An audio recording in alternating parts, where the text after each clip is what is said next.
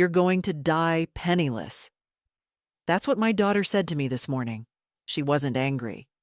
She smiled when she said it, the way some people smile when they talk to children or dogs. Soft, indulgent, a little condescending, as if I didn't quite understand what was happening in my own life, as if I hadn't been the one to make it possible for her to stand here now, in this sunlit kitchen, pouring organic oat milk into her overpriced smoothie blender. Elle, you don't have to be cruel, I said. I didn't raise my voice. I haven't raised it in years. It's not cruel, Mom. It's just the truth. She dropped half a banana into the blender, not looking at me. You're 78. You have no retirement plan, no income, no savings. Where do you think this ends? She pushed the button. The blades started their scream. I didn't answer. What could I say? That she was wrong? That I had something she didn't know about? The smoothie was green. Some powder, kale, banana, water. Not even a drop of sugar. I watched her pour it into a glass I'd once bought on sale for a Thanksgiving I was never thanked for. You're lucky I let you stay here, you know. She took a sip, still not looking. Some people would put their parents in a home. The words weren't new. I'd heard variations over the years. Little barbs, small corrections, reminders of how much I owed her. But this morning, something shifted. I didn't flinch. I didn't explain. I didn't apologize for the toast crumbs I'd left on the counter or the TV I'd forgotten to turn off last night. I just sat still. My hands were folded. I felt the warmth of my teacup against my palms. My nails were short, clean, unpainted. I'd been clipping them myself since I was 12. Elle was still standing by the sink. The sun behind her caught the gold in her hair. Hair I used to braid when she was little. She wore a linen blouse that probably cost more than I spent on groceries in a week. A ring I'd never seen before glinted on her finger. Her second husband's gift, I suppose. We'll need to talk about your account soon, she said casually. It's just not sustainable, you living here and not contributing. At some point, we're going to have to make some decisions. I nearly laughed. Decisions.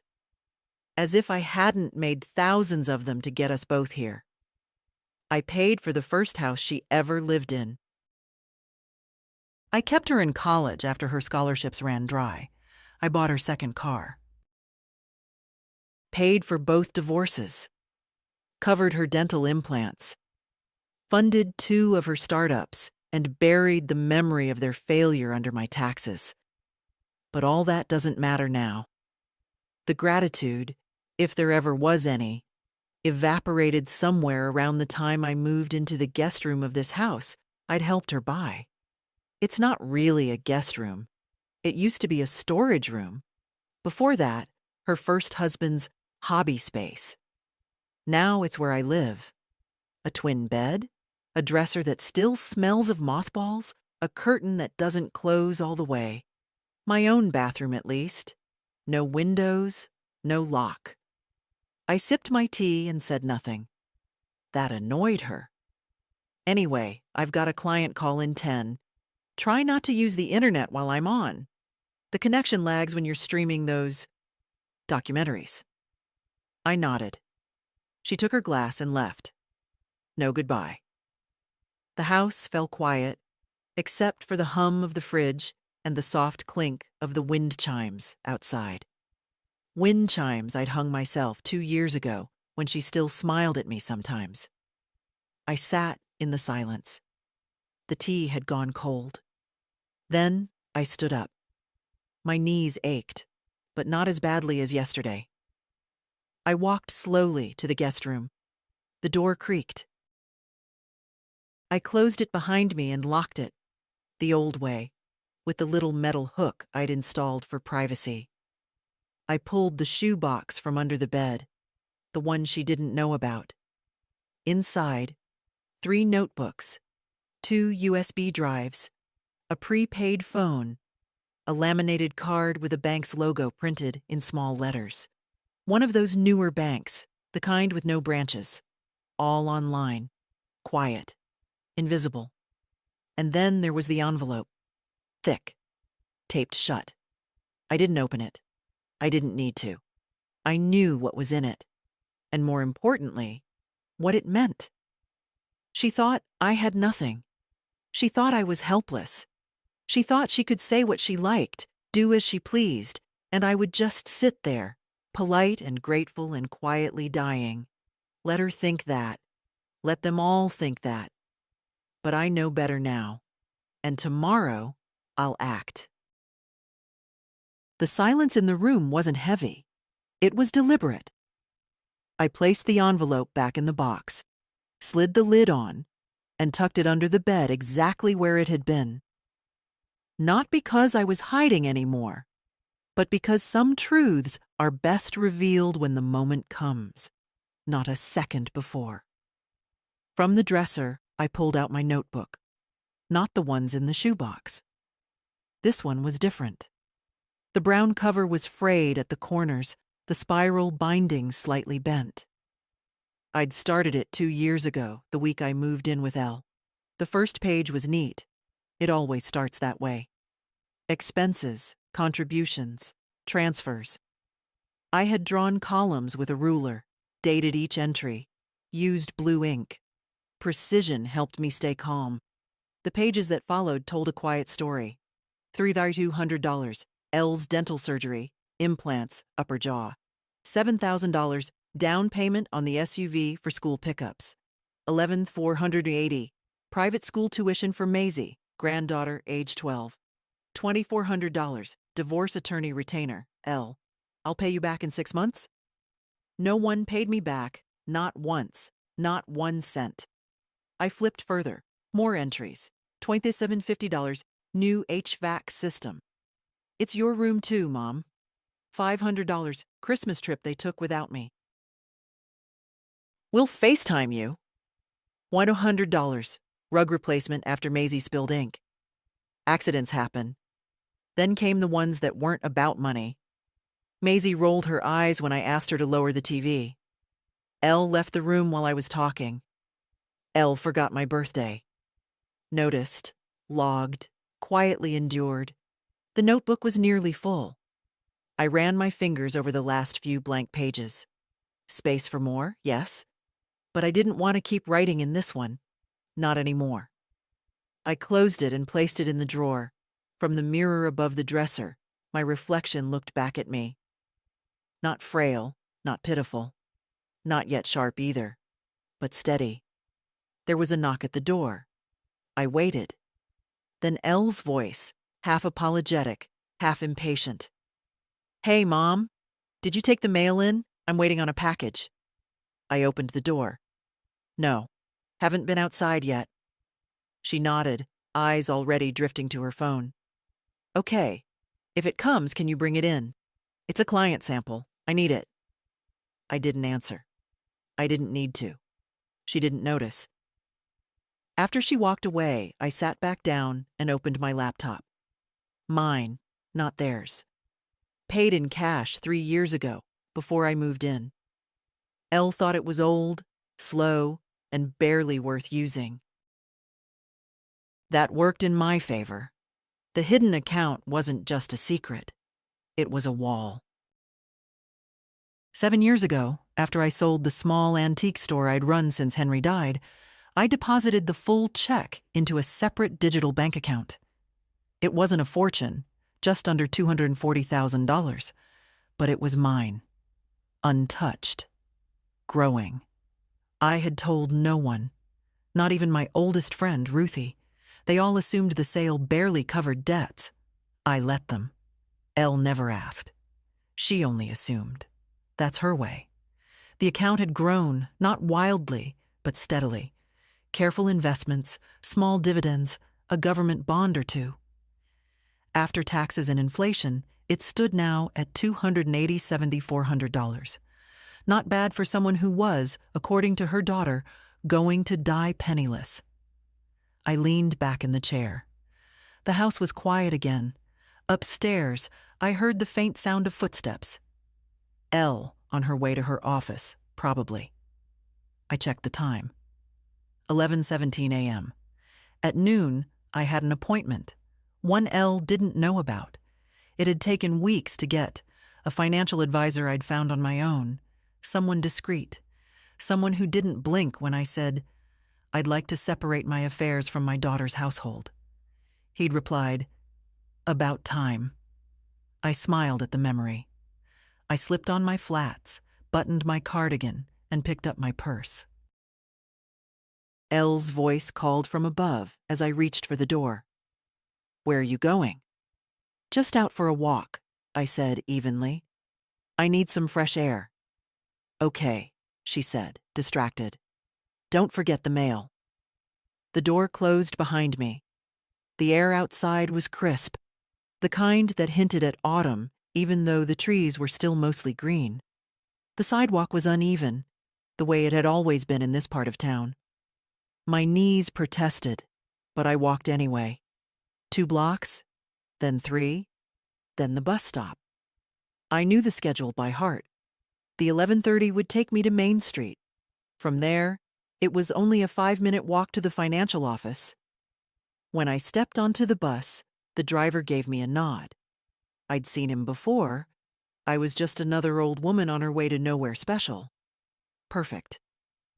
By the time I reached the office building, the sun had shifted, casting long shadows. The receptionist smiled politely, took my name, and offered me water. I declined. Then a tall man in a gray sweater appeared. Mrs. Stewart? I'm Daniel. I stood. Let's talk. Daniel's office was quiet, functional, and without any fake warmth.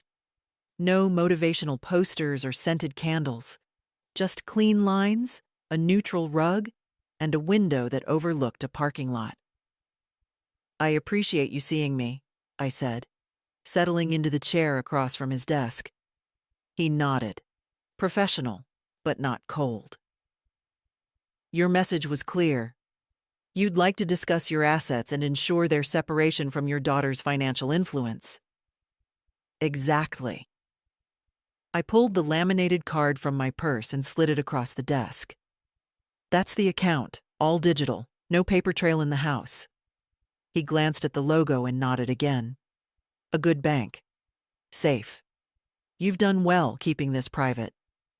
I didn't smile. I wasn't here to be congratulated.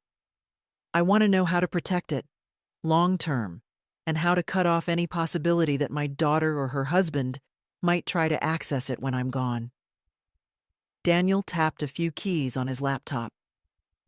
Do they currently have any legal claim? Joint accounts? Power of attorney? No. He looked up. I met his eyes. I know what I'm doing, Daniel. I've just waited too long to start doing it. He leaned back slightly. You have several options. 1, establish a revocable trust. That gives you flexibility. 2, if you're ready to make permanent decisions, an irrevocable trust offers stronger protection. Either way, we can name a beneficiary. I already have one in mind, I said, pulling out a folded paper from my purse. Maisie, my granddaughter. He raised an eyebrow. Not your daughter? Certainly not, I said without hesitation. Maisie's the only one who ever asks how I'm feeling without needing something. He nodded. Then we can begin the paperwork today. We'll keep the trust quiet. It won't appear in any family-facing documentation unless you choose otherwise. Good. And one more thing. I pulled the brown notebook from my bag. Daniel watched as I flipped through the pages, rows of numbers, dates, categories. I want to make a clean break, but I want to do it smartly. This, I tapped the page, is everything I've paid for since I moved in. I want a document drawn up that itemizes it, not because I expect to be repaid, because I want them to see it. All of it. On paper, no excuses. Daniel nodded, and I saw something change in his expression. Not sympathy, not pity, but a kind of respect. "We can do that," he said. "Would you like to include a letter?" I paused. "Yes, but I'll write it myself." He gave me a folder of templates and outlines, legal phrasing for clarity and protection, and began inputting the trust information. I signed where I needed to. Every line felt like a brick laid in a new wall. By the time we finished, it was almost 2 p.m. Daniel closed his laptop. "You'll receive all final documents by mail, or we can store them digitally." "Digital is fine, nothing at the house." He stood, offered his hand. "Mrs. Stewart, you're making a wise move." I shook his hand. "I'm done being useful to everyone but myself." When I stepped out of the building, I didn't feel lighter. I felt aligned, like a picture finally hung straight after years of tilting. The bus ride home was quiet. I didn't scroll. I didn't think about what I'd say to Elle when I walked in. I didn't owe her explanations. When I opened the door, I smelled garlic. Elle was cooking. I hadn't seen her cook from scratch in months. She looked up from the stove. "Oh, good, you're back. I'm making dinner. Maisie's staying late at school, so I figured I'd do something homemade for once." I nodded and set my purse down. Elle watched me for a second too long. "Where'd you go?" "Downtown," I replied simply. "Had an appointment." "With who?" "An advisor." No further details. Her face twitched, a flash of curiosity masked as casual interest. "About what?" "Just some things I needed to get in order." I opened the fridge to pour myself a glass of water. She didn't press further. Not yet. But the seed of suspicion was there. I could see it growing behind her eyes. "Did you check the mail?" she asked, flipping a pan. "The sample still isn't here." "No," I said, sipping my water. "Didn't pass the mailbox." She frowned, annoyed. "Well, I hope it didn't get stolen. That thing cost over $100. "I'm sure you'll find it," I said calmly. "You always do." The rest of the evening passed in silence. I ate dinner quietly, complimented the sauce, did the dishes. Elle made a few attempts at friendly conversation, but I kept things light. She didn't ask about the advisor again. She was waiting, gathering, planning her angle. Let her. Let her wonder what I know. Let her feel what it's like not to be in control. For 20 years, I carried everyone. Now I carry nothing I don't choose. Tonight, I'll write the letter. Tomorrow, I'll decide when to send it. That night, I sat at my desk, the lamp casting a soft pool of light over the page. The letter didn't need to be dramatic. It didn't need clever turns of phrase or sentimentality. It just needed to be true. I began with their names, full names. Eleanor Grace Bennett and Charles Douglas Bennett, my daughter and her husband, the beneficiaries of my tolerance for far too long. Then the opening line. "This is a courtesy notice that, as of today, I am no longer available as a financial resource to you or your household." I paused, reread it. It sounded cold. That was good. They had warmth from me for years. They didn't notice when it ran out. I continued. "Since moving into your home 2 years ago, I have contributed financially and materially to a wide range of household expenses and personal costs. I have kept a detailed record of these contributions, which are enclosed with this letter. I have done so without asking for repayment, without seeking acknowledgement, and without interfering in your choices, even when those choices negatively impacted my well-being. This was a mistake, one I now correct." Then came the itemized list. 4 pages, printed cleanly. Everything from dental work to streaming subscriptions, from Maisie's school uniforms to Eleanor's ergonomic office chair. Each line had a date, an amount, and a brief description. No judgment, just facts. I ended the letter simply. I have no expectation of reimbursement. I do, however, expect the dignity of being treated as an adult, not a dependent.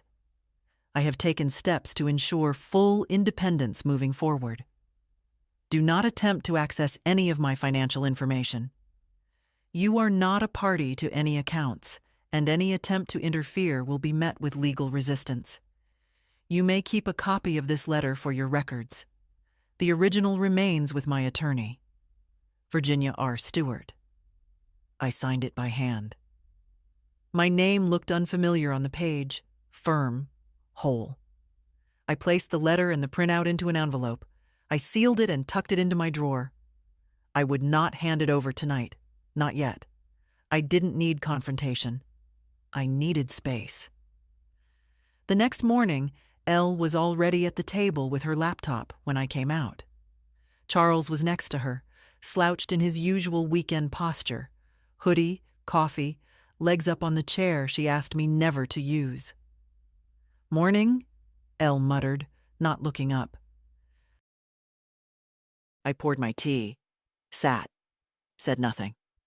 "You're up early," Charles said. His tone was pleasant, surface deep. "I always am," I replied.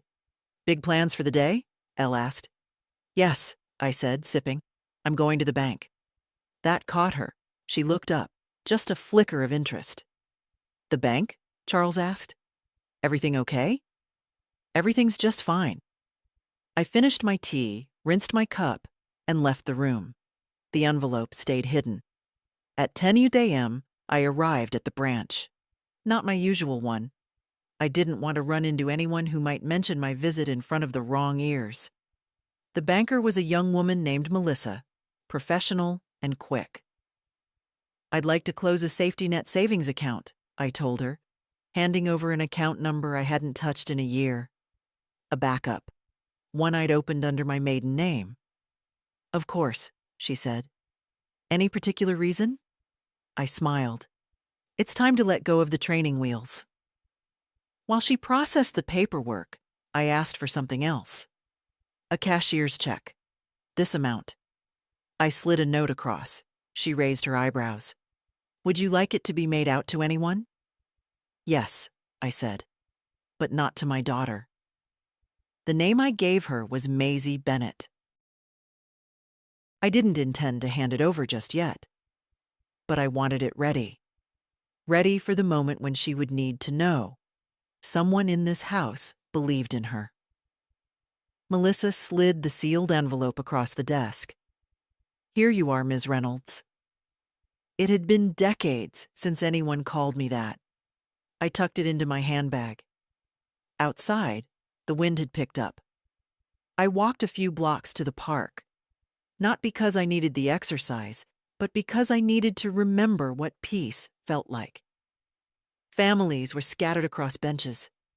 Children shrieked near the pond. An old man fed ducks, his fingers careful with each crumb. I sat down and watched. I could have been that old woman Elle saw, invisible, tucked away, pitied for my age and slowness. But she didn't know me anymore. She didn't know that I'd been building this escape in silence for years. She didn't know what I still had left in me, and what I no longer owed to anyone. My phone buzzed. A text from Elle. "Can you pick up almond milk on your way back? We're out."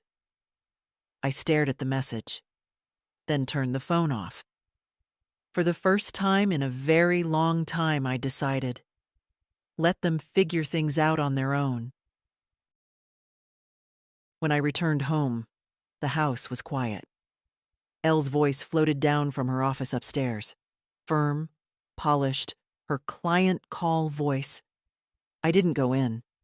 I didn't want to be seen. Not yet. I slipped into my room, closed the door softly, and opened the middle drawer of the dresser. The envelope from the bank sat there, still sealed. I checked the name again, Maisie Bennett, just to be sure. Then I turned to the small lockbox I kept under my sewing kit. Inside, my birth certificate, a copy of Henry's will, my original house deed, the trust paperwork from Daniel. And now, the printed version of the letter I'd written. I placed the envelope to Maisie beside it. If anything ever happened to me, a fall, an illness, I wanted someone to find it. Someone with sense. Someone who wouldn't pretend I was just a quiet old woman who watched TV and sipped tea. I was putting my legacy in order. That phrase sounded grand, but it wasn't. It was practical. I closed the box, locked it, and slid it back. Then I took a notebook, a new one, and began a different kind of list. Things I do that they don't notice. I listed simple things. I refill the paper towels when the roll runs out. I clean the bottom of the fridge drawer once a week. I restack the dish rack properly so it doesn't topple. I check Maisie's school forms when no one else bothers. I remind Elle to take her iron supplements. I bite my tongue when Charles interrupts me at dinner. I always say goodnight, even when no one replies. There were 10 items by the time Maisie came home. The door slammed lightly. I heard her kick off her shoes. Her backpack thudded against the wall. Then silence, and footsteps toward the kitchen. A few minutes passed before she tapped gently on my door. "Grandma?" "Yes, sweetheart," I called. She peeked in. "Can I sit?" "Of course." She curled into the armchair, knees folded, sweater sleeves over her hands. She looked tired in that adolescent way, not worn out, but full of quiet strain. "Do you ever feel like you're not here?" she asked suddenly. I blinked. "What do you mean?" "Like people walk around you, like you're furniture. You're in the room, but you're not part of the room." I closed my notebook. "I do." She nodded, staring at the floor. "School feels like that sometimes, and home too. Mom's always working, Dad's always annoyed. When I talk, they nod, but it's like they're not listening." I didn't touch her with sympathy. I waited. That's what people forget. That silence is a form of love, too. After a while, she looked up. "You're the only one who hears me." Her voice was barely above a whisper. I reached for the little wooden box on my bedside table, the one where I kept peppermint lozenges, a needle and thread, and now a folded note with her name on it. But I didn't give her the bank envelope. Not yet.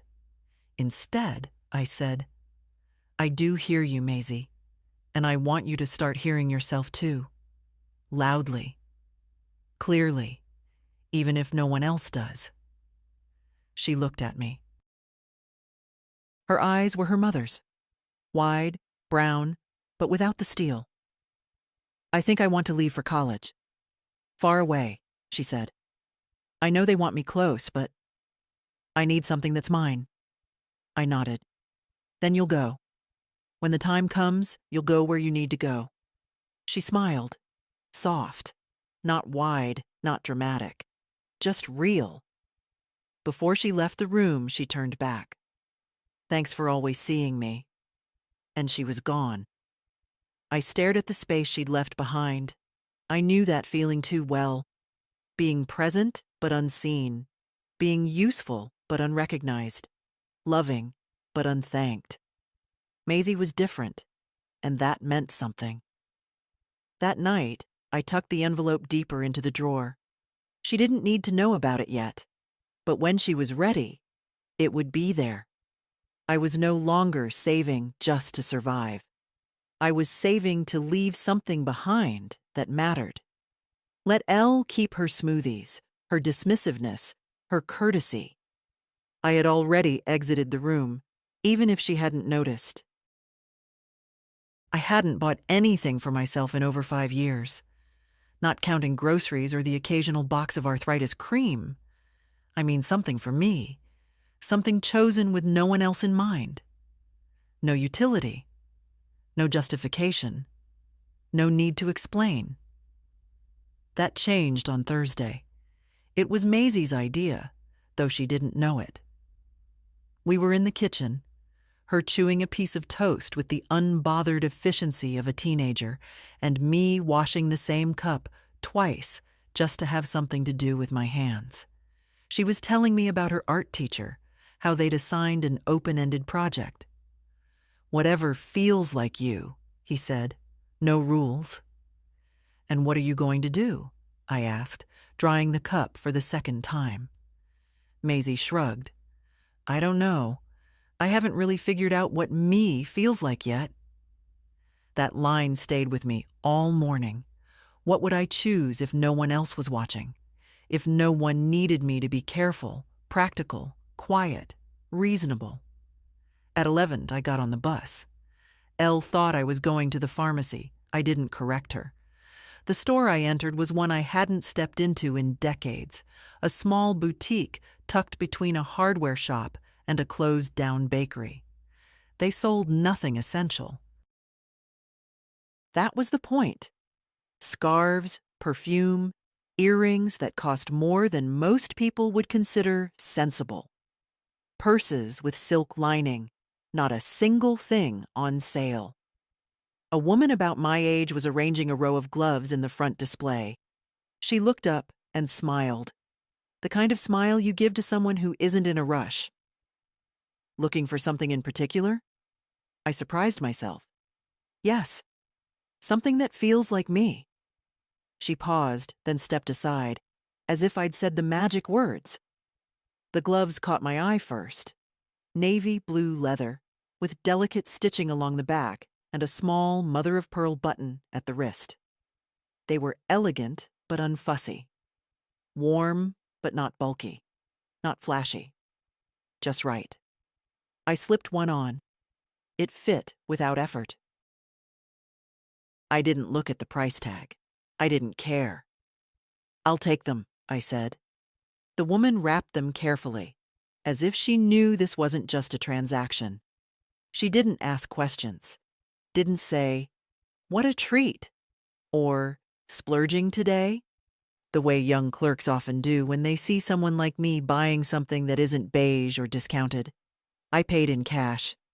Not because I was hiding, but because I didn't want a trail Elle might notice. She still scanned the statement sometimes, pretending it was just to help. I left the store with the bag tucked close. Not because I was ashamed, because I didn't want the moment touched. On the way home, I walked past a mirror in the lobby of the building next to ours. I stopped and looked. There I was, upright, eyes alert, holding a bag that wasn't groceries or prescriptions. No one would notice. But I did. Back at the house, Elle was on the phone, pacing. I could hear Charles upstairs yelling at his game. Typical. I went to my room, shut the door, and opened the bag slowly. The gloves were even more beautiful in the afternoon light. I laid them on the dresser, flat and precise, like a promise. Then I took a pen and added to the new notebook. Things I do for myself. Bought gloves, leather, navy blue. No excuse given. It was a small thing, but that's how change begins. Not with a bang, but with a silent decision that no one sees. That evening at dinner, Elle mentioned bills. "Electric's up again. I might need to shift some of your meds to generic brands. Is that okay?" I looked at her calmly. "Don't worry about the bills." She raised an eyebrow. "Well, someone has to." "I said," I repeated, "don't worry about them." She didn't like that. Control slipping always makes people uncomfortable. But I didn't care. The gloves were in my drawer, waiting. The account was safe. The trust was sealed. The old Virginia, compliant, convenient, cheap, was gone. and no one in this house even noticed. Yet. It started with dinner. Not a holiday, not an event, just an ordinary Thursday meal. Elle had made pasta. Charles poured himself a drink. Maisie had earbuds in, one dangling, one still lodged in her left ear. I'd set the table. Of course I had. No one thanked me. No one ever did. We sat. Elle stirred her plate with a fork, barely eating.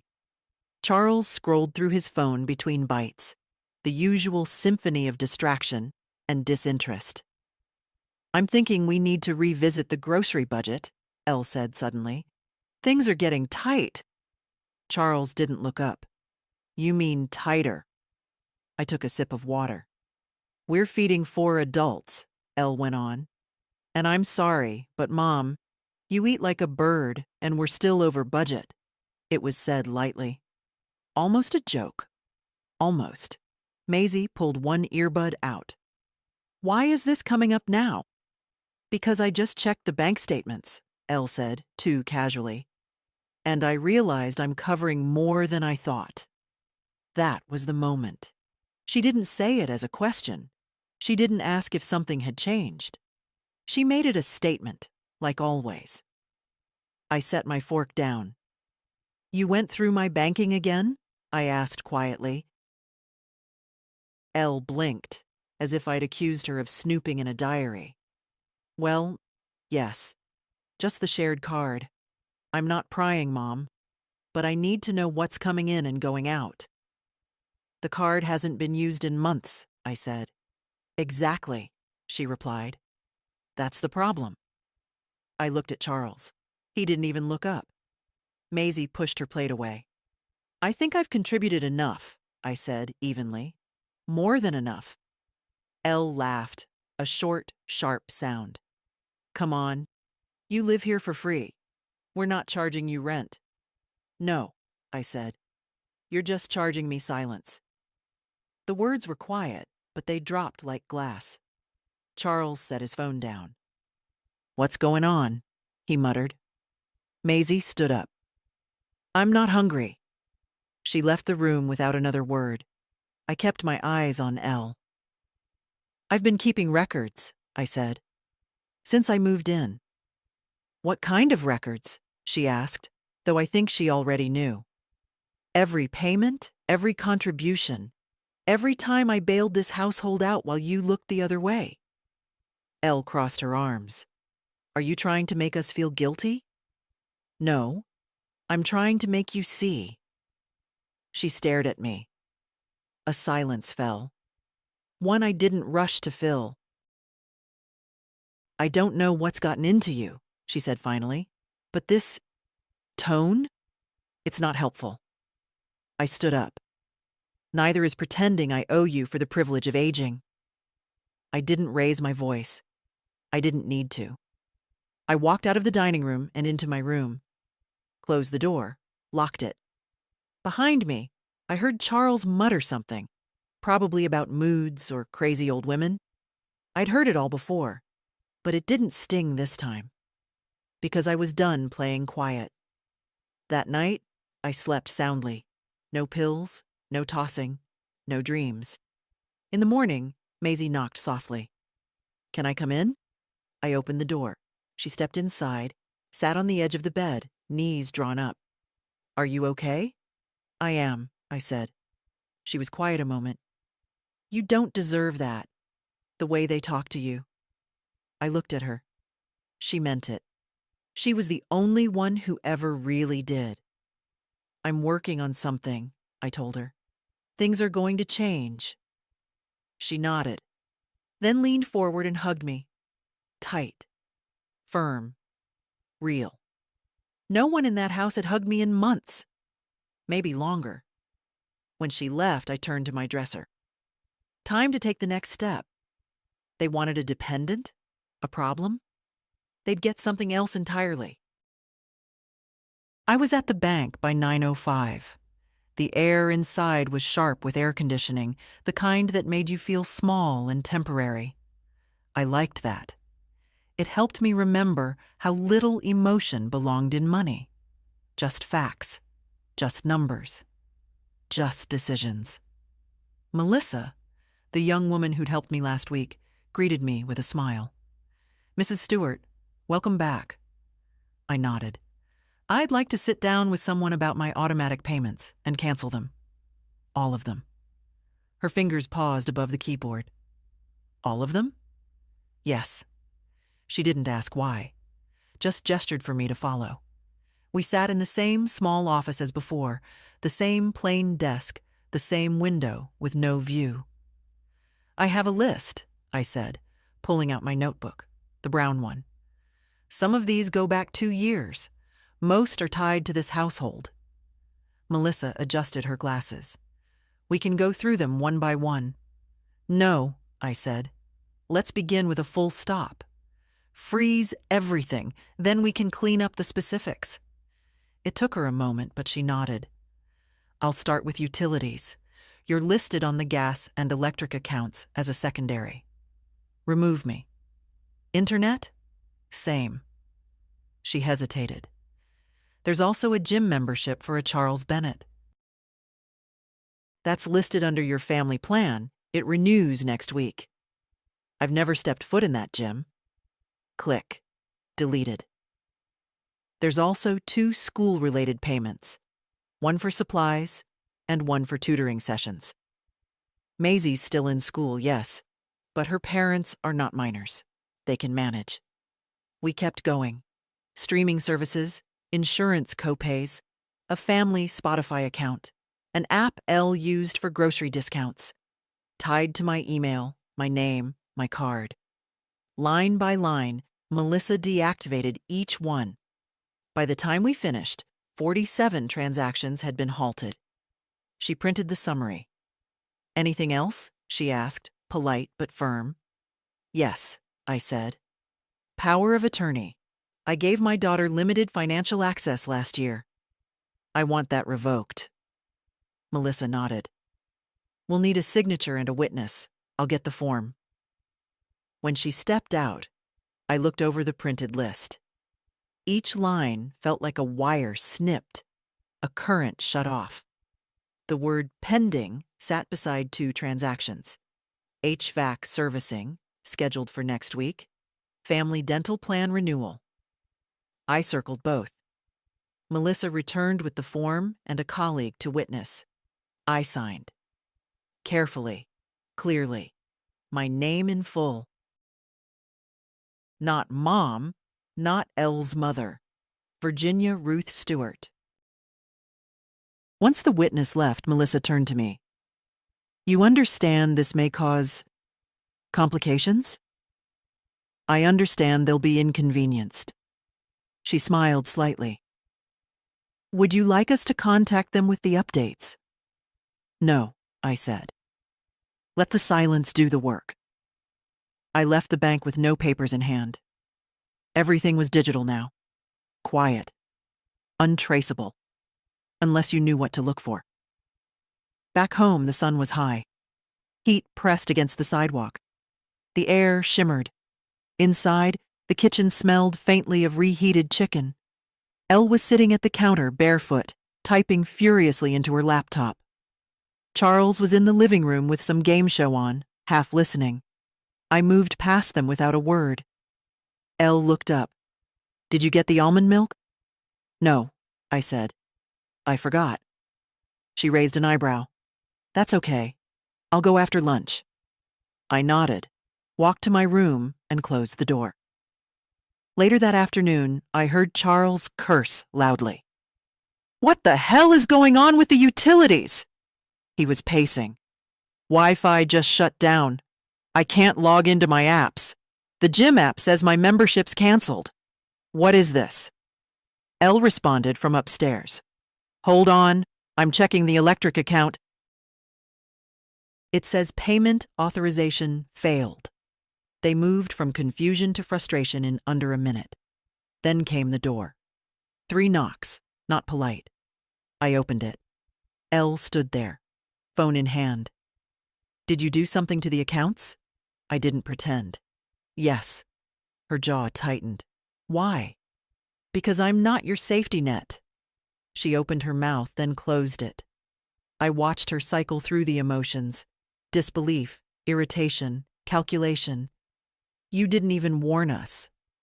I didn't need to, I said. The courtesy you've denied me for years is no longer something I owe you. She stared at me. This is going to make things very difficult. No, I said. It's going to make them real. I closed the door. Not slammed, just closed. Behind it, I heard nothing for a long time. No one knocked again. No one asked questions. They were busy, adjusting. They'd have to learn what it felt like to cover their own lives. I wasn't going to explain, and I wasn't going to apologize. The law office was in a modest brick building downtown. Nothing flashy. No fountains in the lobby, just clean lines, old carpet, and the smell of dry paper. I liked it immediately. The receptionist was a woman about Maisie's age, all nervous energy and perfect posture. She offered me water, then led me to a private office in the back. The name on the frosted glass: Gerald H. Maddox, Esq. He looked up when I entered. A man in his 60s with silver hair, thin glasses, and the kind of calm that can only come from years of dealing with other people's mistakes. Mrs. Stewart, he said, standing to shake my hand. I understand you'd like to review some legal documents. Please have a seat. I sat. He folded his hands. Let's start with the power of attorney. You revoked the financial one at the bank, correct? Yes, but I'd like to make that formal across the board. Any legal permissions my daughter has, I want them gone. Understood, he said. We'll also notify any third parties: financial institutions, insurance carriers, healthcare providers. Once the forms are signed, your daughter will have no legal access to act on your behalf. I nodded. Good. And after that, we need to talk about the trust. He raised an eyebrow. You already have one? I started it last week, I said. With a financial advisor. Everything's in place: assets, beneficiary, protections. But I want to make sure the estate planning side matches. Do you have a specific plan for inheritance? He asked. Yes, I said. Maisie. He didn't ask why. He simply wrote the name down. I want it airtight, no contest, no backdoor options. I can draft a pour-over will, he said. It transfers anything outside the trust into it upon your passing. That way there's no ambiguity. And Elle? I asked. She'll try to fight. He looked up. Do you want her explicitly excluded? I thought about that. Not out of anger, but clarity. Yes. Not disinherited, excluded. By name. He nodded slowly. I'll include a clause that states your intent clearly. Judges respect directness. He started listing next steps. Revocation of all powers previously granted. Confirmation of trust ownership. Pour-over will. Healthcare directive. Letter of intent. Optional, but helpful. I'll draft everything today, he said. You can come back tomorrow to sign, or I can send a notary to your home. I'll come in, I said. Some things are better done in person. He smiled faintly. That they are. As I stood, I pulled something from my purse. A single photograph. Maisie and I 2 summers ago at the county fair. Her laughing, a caramel apple in her hand. Me beside her, caught mid-smile. I slid it across the desk. Add that to the letter of intent, I said. She doesn't need an explanation, just a reminder. He studied the photo, then nodded and tucked it carefully into a folder. Outside, the sun was too bright. I walked slowly to the bus stop, my joints stiff, but my steps sure. I'd done it. I'd drawn a line not just in sand, but in ink, in law, in record. By the time I got home, it was nearly 3. I stepped into the kitchen and found Charles at the table, fumbling with a bill. "Elle says the utilities were canceled," he said flatly. "You did that, right?" "I did." He hesitated. "That's going to put us in a really tough spot." I opened the fridge, took out the pitcher of water, poured a glass. "Then I suggest you talk to your wife." Charles looked at me, not angry, not even surprised, just baffled. It hadn't occurred to him I might act with force, with intention. That's the trouble with being quiet. People forget you have edges. That evening, I received an email from Gerald's office, draft documents attached, ready for review. I clicked them open, one by one. There it was. I, Virginia Ruth Stewart, being of sound mind and judgment, do hereby revoke. The named beneficiary shall be Maisie Lorraine Bennett. I specifically exclude Eleanor Grace Bennett from inheritance for reasons personal and fully considered. Each line was a door shutting with quiet finality. I closed the laptop, picked up the gloves I'd bought, and slipped them on. They still fit perfectly. Tomorrow, I'd sign the papers, and the next day, I'd start packing. Maisie came home late that day. I was in the kitchen, drying the last plate when she walked in. Shoes in hand, hair windblown, cheeks pink from the October air. "Sorry I'm late," she said breathlessly. "There was an open mic night at school. I stayed to watch." "You're not late," I said. "You're here." She smiled and dropped her bag by the bench. Then she paused, looking at me more closely.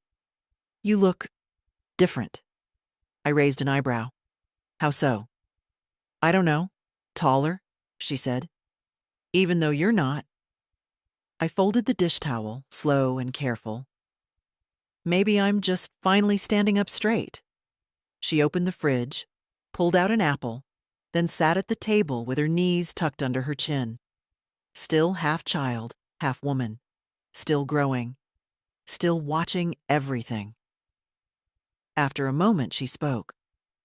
"Dad says you've canceled the bills. Mom's been freaking out about it. She had to resubmit the electricity payment from her account this morning." I poured myself tea. Good. She should be used to taking responsibility. Maisie didn't flinch. She just nodded. "She also said you're cutting us off entirely, that you're punishing her." I sipped my tea. "Maisie, when someone relies on you endlessly and then treats you like an afterthought, you're not punishing them by stepping away. You're just choosing not to disappear." Maisie looked down at her apple, turning it slowly in her hands. "She said you're being dramatic." "She's always said that," I replied. "Anytime I tried to speak up, anytime I asked for respect." She looked up then. "You're not dramatic. You're quiet. Too quiet sometimes." I smiled. "Not anymore." Maisie studied me for a moment. "I don't know what's happening exactly, but I know it matters. And I want to understand.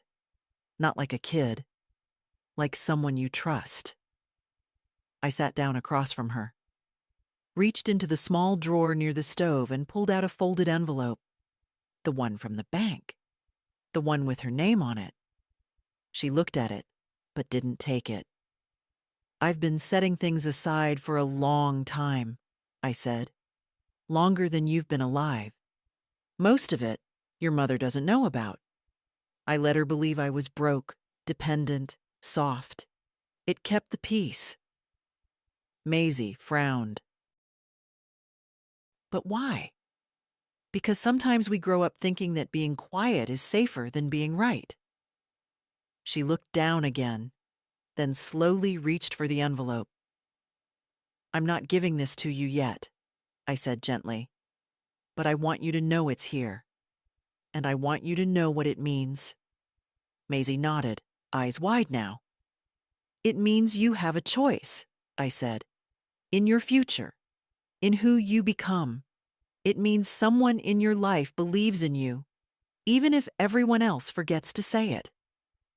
She didn't speak, but she reached across the table and took my hand. Held it. Firm and small and real. Grandma, are you leaving? I didn't answer right away. I'm preparing, I said. Not to vanish, but to live. On my terms. Her fingers squeezed mine. Good, she whispered. Good. We sat like that in the still kitchen, the hum of the refrigerator the only sound. She didn't ask for the details. She didn't ask how much, or when, or why I waited so long. She just stayed. And for the first time in this house, someone stayed with me. Not out of obligation, not out of need. Just because they wanted to. It was Charles who found the envelope. Not the one for Maisie. That was locked away. But the draft of the expense ledger. I'd left it on the printer by accident, tucked behind a recipe I never meant to cook. I heard his voice from the hallway that afternoon. Loud, incredulous, thinly masked by laughter. Elle, you need to see this. I stood in the doorway of my room, waiting, listening. Elle appeared a moment later, holding the paper. Her eyes moved quickly, scanning the columns. Dates, amounts, categories, totals. She didn't ask if it was mine. She didn't need to. Instead, she turned to me, eyes narrow. What is this? My record, I said. Of everything I paid for, since I moved in. Her lips parted in disbelief. This can't be right. It's exact, I replied. She stared at me, then at Charles, then back. You've been keeping tabs? No, I said. I've been keeping track. She laughed. That brittle, humorless sound she uses when control slips. And what exactly are you going to do with this? Send us a bill? No, I said. I'm going to show you who I am, since you forgot. Charles crossed his arms. This is pretty petty, Virginia. I ignored him. I kept that list because you stopped seeing me as a person. You saw me as a wallet, a housekeeper, a babysitter, an extra line on the grocery bill. Not once did either of you ask if I was okay with any of it. You offered, Elle snapped. Yes, I said. And you took, and took, and took. She looked down again at the paper. There's a line here for my divorce, she said, almost scoffing. There is, I replied, because I paid for it. She flushed, but didn't deny it. I don't know what you're trying to accomplish, Charles said. I'm not trying, I said. I've already accomplished it. What the hell does that mean? I've separated my finances, I said. Revoked your access, canceled all payments, established a trust, and signed everything over to Maisie. The room went quiet. Elle's face shifted. Shock, then hurt, then something harder. You're leaving it all to her? Yes. After everything we've done for you. I didn't laugh, but I nearly did. Tell me, I said. What exactly have you done for me, Elle? She didn't answer. She couldn't. Charles stepped forward. This is absurd. She's a kid. She won't know how to handle. She won't be alone, I said. But she'll have something. A beginning. A voice. The freedom to choose. Elle's mouth tightened. You're punishing me for not coddling you. No, I said. I'm protecting the only person in this house who doesn't see me as furniture. She folded the paper sharply, shoved it into her pocket. I need time to process this. You've had years, I replied. You just never used them. She stormed out. Charles followed. I didn't watch them go. Instead, I went back to my room, closed the door, and sat at my desk. I opened the drawer, checked the other envelope, untouched, still sealed. Maisie knocked an hour later. They're fighting, she said quietly. worse than usual. I know, I said. She looked at me. Are you okay? I nodded. They finally saw me. That's the first step. Maisie sat on the edge of the bed. They're going to be angry. They already are, I said. But that's not my burden anymore. She didn't smile. She didn't nod. She just stayed beside me, quiet and steady. I reached for her hand. Whatever happens next, I said, you don't have to explain me to them. I know, she said, and I believed her. Elle waited 3 days. 3 days of short silences, half-cooked dinners, muttered phone calls behind closed doors. Charles avoided me entirely. Maisie hovered close but didn't push. I spent most of my time in my room, sorting, folding, finishing small tasks as if preparing for a storm I already knew I'd survive. Then, on Sunday morning, Elle knocked. Not the hard, irritated knock she'd used before. This one was soft. Performed. Can we talk? I looked up from my open suitcase. The soft sweater in my hands was folded perfectly. I set it aside. You can come in, I said.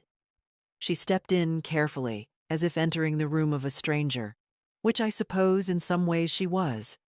She sat in the chair beside the dresser, crossed her legs, smoothed her skirt.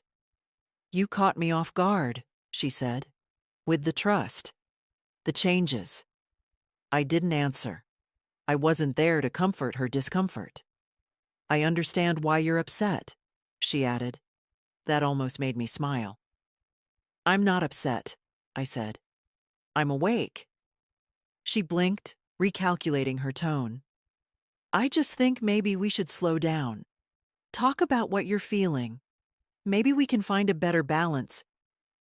This isn't a negotiation, Elle. She stopped. I'm not rethinking anything, I continued. I've done the paperwork, I've moved the money. You're no longer connected to any part of my estate. Her mouth tightened. I raised Maisie, you know. Yes, I said. And she's growing into someone very different from you. Elle bristled. This is coming out of nowhere. You've never said you were unhappy. That's because I was busy surviving your version of love. She looked genuinely wounded. Not because she didn't believe it, but because she did. I didn't mean to hurt you, she said. I thought we were helping each other. No, I said. I helped. You benefited. She looked around the room, the small bed, the modest chair, the one picture on the wall. Her face softened slightly, as if realizing how little I'd ever asked for. I don't want us to end like this, she said quietly. That depends on what you mean by end. She stood slowly, walked to the door and paused. Would you ever consider changing the trust? Even partly? There it was. The real reason for the visit. No, I said. And if you push, I'll make it legal beyond revision. She swallowed, hand on the doorknob. You're serious. I was serious when I paid your first divorce lawyer in full. I was serious when I sold my car to pay for your roof. I was serious every time you asked, and I said yes. I looked her in the eye. This is the first time I've said no. And that, Elle, is what you can't forgive. She didn't respond. She opened the door and left quietly. I zipped my suitcase closed. Slowly. Cleanly. That afternoon, I sent an email to Daniel, my financial advisor. Please proceed with the final locking of the trust. No changes allowed from this point forward. Confirm when done. He replied an hour later. Confirmed. Irrevocable status complete. No future modifications possible without legal challenge. You're secure. I leaned back in my chair. Let her try. Let them both stew, scramble, whisper about wills and fairness, and imagined betrayal. I hadn't betrayed anyone. I'd simply stopped sacrificing myself. And now, They were meeting the woman who'd always been here, the one who had finally stopped waiting for permission. The final confrontation came on a Tuesday evening. I had just zipped my suitcase. Nothing dramatic, nothing heavy. A few folded sweaters, my notebooks, the gloves, and the envelope for Maisie. Everything else could stay. I was done carrying more than I needed. Elle knocked, firm, flat. "You're packing," she said, stepping into the doorway. "I am." Her arms crossed immediately. "Where are you going?" "That's not something I owe you anymore." She blinked, thrown off by the answer. "So that's it? You're just walking out?" I stood by the dresser, calm. "I was gone a long time ago. You just didn't notice." "Don't do this," she said. "Don't act like we never cared. You cared when I paid. You cared when I cleaned. You cared when I was useful and silent. That's not care, Elle. That's convenience." She looked to the floor. "We let you live here. You let me survive," I said. "There's a difference." Charles appeared behind her, arms crossed like a shadow of the same posture. "You've been moody for weeks," he said. "Now we know why." I looked at him, unmoved.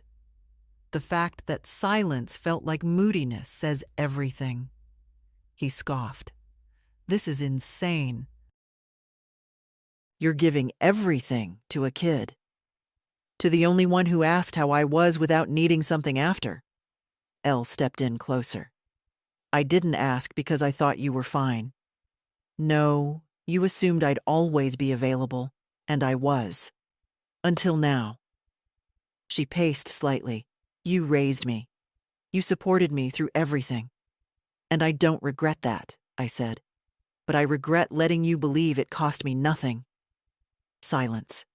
Maisie's voice came from the hallway. "She doesn't need to explain herself." Elle turned, startled. Maisie stood barefoot, arms folded over her sweater, eyes clear, no fear in her voice. "This house treats her like background noise," she said. "I see it every day." Charles shook his head. "Maisie, don't get involved." "I'm already involved," she said. "She's the only one who listens." I picked up the envelope from the nightstand and walked toward her. "Open it after I've left," I said gently. Maisie took it with both hands and nodded. Elle looked between us. "So you're just choosing her over me?" "I'm choosing clarity over obligation," I replied. "I'm choosing someone who listens." "You're still my mother," she said, voice tightening. "And I always will be." "But that doesn't mean I belong to you." She stood there, blinking fast, as if trying to summon a better argument, but finding none.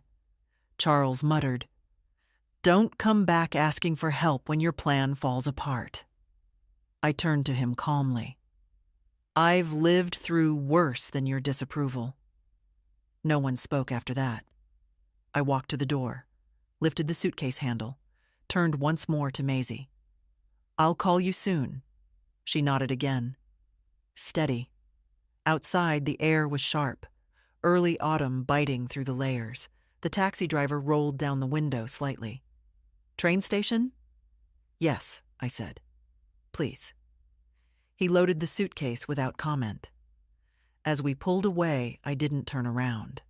I knew what that house looked like. I knew who stood inside. I had nothing left to prove there, only a future to claim elsewhere. The room was small, but it was mine. The key turned with a soft click. No alarm, no waiting faces, no one asking where I'd been or what I'd spent. Just quiet. I set my suitcase down and looked around. One window, one bed, a desk, a chair, and a clean folded towel on top of the dresser. The welcome was simple, human. It was a boarding house for women, mostly retired, some widowed, some like me. Not alone, just done being used. The landlady, Ruth, had kind eyes and strong arms. She didn't ask for my backstory, just said, "Stay as long as you like," and handed me a cup of tea with a wedge of lemon already in it. That first night, I sat at the desk and opened my notebook. The new one. The brown one stayed locked in the suitcase. That part of the story was over. At the top of the page, I wrote, "I am not invisible. I am not late to my own life. I am beginning now." The first few days passed like a deep breath I didn't realize I'd been holding for years. I walked every morning, not to get anywhere, just to move. My knees ached by the third block, but I didn't mind. I stopped for coffee, sat in parks, watched people walk their dogs, argue over newspapers, laugh at things I couldn't hear. No one needed anything from me. And for the first time in a long time, I didn't mistake that for loneliness. I visited the library, signed up for a card in my name, not added to someone else's account, took out 3 books, all fiction, no self-help, no survival guides, just stories. One afternoon, Ruth invited me to a knitting circle downstairs. I didn't knit. I went anyway. The room smelled like cinnamon and old carpet. Women sat in loose chairs, yarn pooling at their feet like quiet rivers. No one asked what I was running from. They asked what color I liked. I said navy blue. They handed me a pair of needles and said, "Try it. Mistakes are expected." That night, I found myself smiling at nothing. It wasn't joy, not exactly, just the gentle weight of belonging to no one, and therefore to myself. On the 5th day, I received a text from Maisie. "They're still angry, still confused. But I'm okay. I started your letter. I'm reading it slowly. You sound different in it. Stronger." I wrote back, "That's because I finally heard myself. And I wanted you to hear me too." No reply came for a few hours. Then, "I do." That evening, I made tea and looked out the window. The street below was quiet. A man walked his dog in slow loops around the lamppost. A child rode a scooter with one light-up wheel. My phone buzzed again. Maisie. Also, I showed Mom the envelope, not what was in it. Just told her it existed. I stared at the screen. What did she say? Her answer came quickly. Nothing. For once she had nothing to say.